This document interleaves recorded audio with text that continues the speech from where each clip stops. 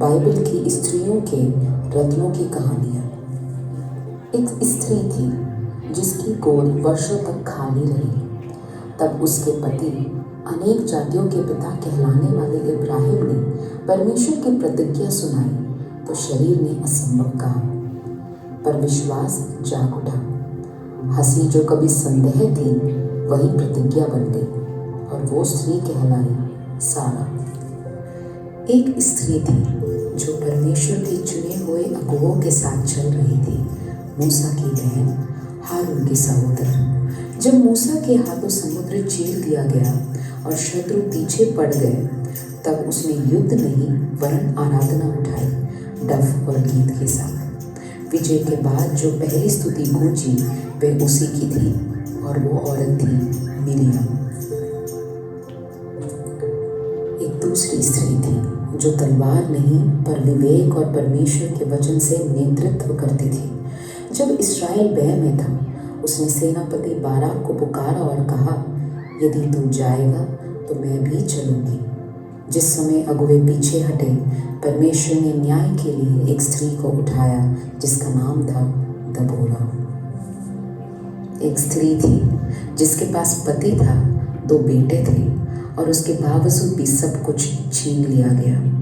परदेश में उसने अपना नाम कड़वाहट रख लिया, पर परमेश्वर ने उसकी कहानी वही समाप्त नहीं की। खोए हुए परिवार के बाद मिली नई आशा। उस स्त्री का नाम था नाओमी। एक जवान स्त्री थी जिसने अपने भविष्य को छोड़कर प्रेम को चुना। उसने कहा, जहाँ तू जाएगी वहाँ मैं भी जाऊंगी। तेरा परमेश्वर मेरा परमेश्वर होगा।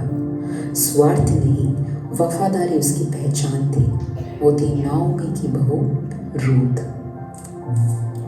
एक स्त्री थी जिसकी कोख प्रकृति ने नहीं बल्कि परमेश्वर ने बंद किया और जिसकी आत्मा बोझ से भरी हुई थी। उसने मंदिर में जाकर आंसू और हृदय में विश्वास के साथ प्रार्थना किया और तभी वहाँ के याजक एली ने भी सोचा, शायद ये स्त्री मद्यपान करती होगी। पर वही निशब्द प्रार्थना उसकी बनी रही और परमेश्वर ने उसके संतान को भी दिया और वो स्त्री थी हन्ना। एक स्त्री थी जो पारस के राजमहल की चुप्पियों में बड़ी हुई। जब राजा अस्सुएरुस के दरबार में उसके जाति यहूदी लोग संकट में पड़े, उसने डर को पीछे छोड़ दिया और महिला होने के बावजूद उसने राजा के सामने जाकर साहस दिखाया और अपने लोगों के लिए न्याय की आवाज़ उठाई। वो स्त्री थी एस्तेर। एक स्त्री थी जो न केवल सामान्य जीवन जी रही थी बल्कि परमेश्वर की योजना का हिस्सा बनने वाली थी। जब फरिश्ता गैब्रिएल आया और कहा, तुम यीशु की माता बनेगी, उसने ना डरकर कहा, मैं प्रभु की दासी हूँ, तेरी इच्छा हो। उसकी आज्ञाकारिता और विश्वास ने इतिहास बदल दिया और उसका नाम बाइबल के इतिहास में अमर हो गया और उस स्त्री का नाम था मरियम। एक दूसरी स्त्री थी जिसने वर्षों तक संतान नहीं पाई और समाज के ताने सहते हुए भी विश्वास नहीं छोड़ा। जब स्वर्गदूत आया और कहा, तेरा पुत्र भविष्य में महान होगा, वो डरी नहीं बल्कि विश्वास से कहा, हे प्रभु, तेरी इच्छा ही पूरी हो। उसकी धैर्यपूर्ण प्रतीक्षा और विश्वास ने इतिहास में स्थान पाया और उस धीर का नाम था एलिजाबेथ। एक स्त्री थी जो शोर में नहीं बल्कि शांति में बैठी हुई थी। जब यीशु उसके घर आए, वह उनके चरणों में बैठकर वचन को सुनती रही। उसने सिखाया कि सेवा से पहले संबंध आवश्यक है और वो स्त्री थी मरियम बेतनिया की। एक स्त्री थी जो अपने घर और अतिथि की सेवा में पूरी तरह लगी हुई थी। जब उसकी बहन मरियम यीशु के चरणों में बैठकर वचन सुन रही थी, तब ये स्त्री भोजन और व्यवस्था में व्यस्त थी। अपने कार्य में अपनी पूरा निष्ठा उन्होंने दिखाई। उसकी कहानी सिखाती है कि परिश्रम और सेवा भी परमेश्वर के लिए भक्ति हो सकती है। वो स्त्री थी मार्था। स्त्री थी जो कुएं के पास अकेले गई, समाज की नज़रों में अलग, पर अपनी प्यास के लिए। यीशु ने उससे पानी मांगा और उसने पाया कि वह सामान्य पानी नहीं बल्कि जीवन का जल था। उसने अपने गांव में जाकर सबको बताया कि उसने मसीह से वो मिली है। उसकी गवाही ने लोगों के विश्वास को जगाया। उस स्त्री का नाम था सामरिया स्त्री।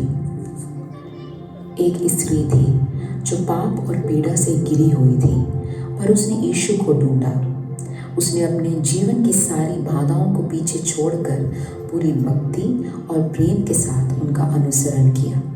जब यीशु जी उठे, वे पहली थी जिसने उनका दर्शन किया और अपनी गवाही दी।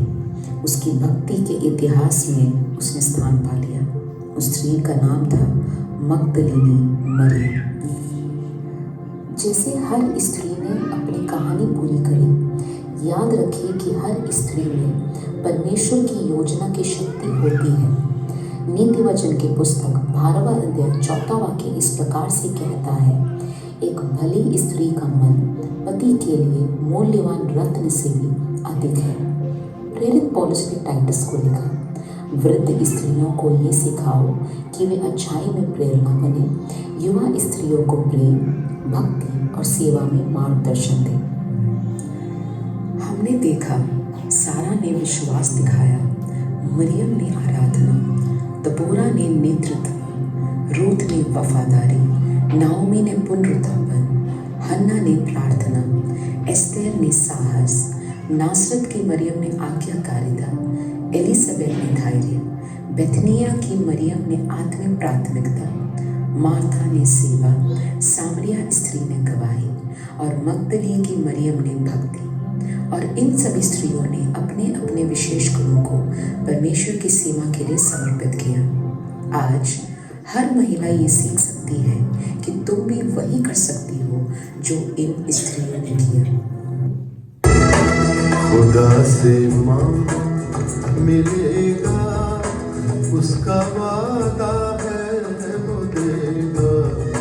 खुदा से मांगो मिलेगा, उसका वादा है वो देगा। उसके वादे में एतबार करो, खुदा से प्यार करो, प्यार करो, प्यार करो।